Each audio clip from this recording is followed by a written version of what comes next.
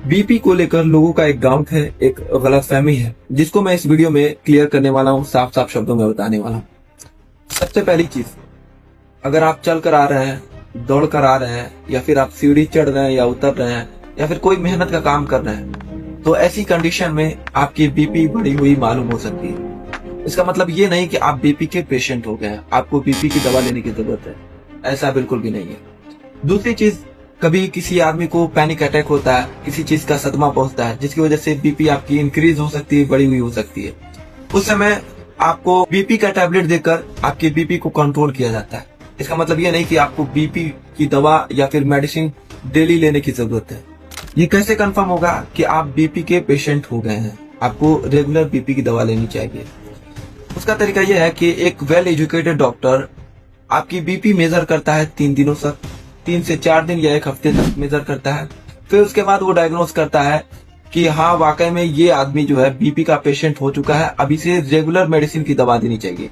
ये भी डिसाइड करता है डॉक्टर बीपी देख कर कि इसकी कंडीशन कैसी है, इसको कौन सी बीपी की मेडिसिन चलानी चाहिए।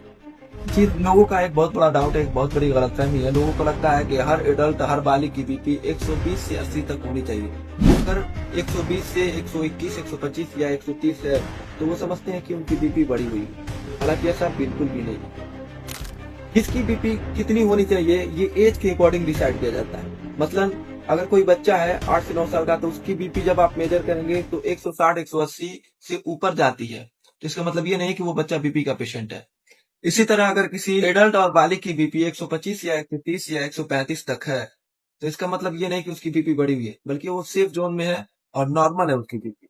इसी तरह अगर कोई 55 से 65 साल की उम्र का आदमी है और उसकी बीपी 50 तक है, तो वो सेफ जोन में है और बिल्कुल नॉर्मल है। अगर 50 से अबव जाता है तो उसकी बीपी बढ़ी हुई मानी जाएगी। तो आप अपने ध्यान से, अपने दिमाग से ये चीज निकाल दें कि हर शख्स की बीपी 120 से 80 तक होनी चाहिए। 121, 125, 130 ये भी नॉर्मल रेंज में आता है। बस इस चीज का आप ख्याल रखें कि एक वेल एजुकेटेड डॉक्टर एज के अकॉर्डिंग ये चीज समझता है कि इसकी बीपी बढ़ी हुई है या घटी हुई है। आप ये नहीं समझ सकते और आप ये डिसाइड नहीं कर सकते। अस्सलाम वालेकुम रहमतुल्लाहि वबरकातुहू।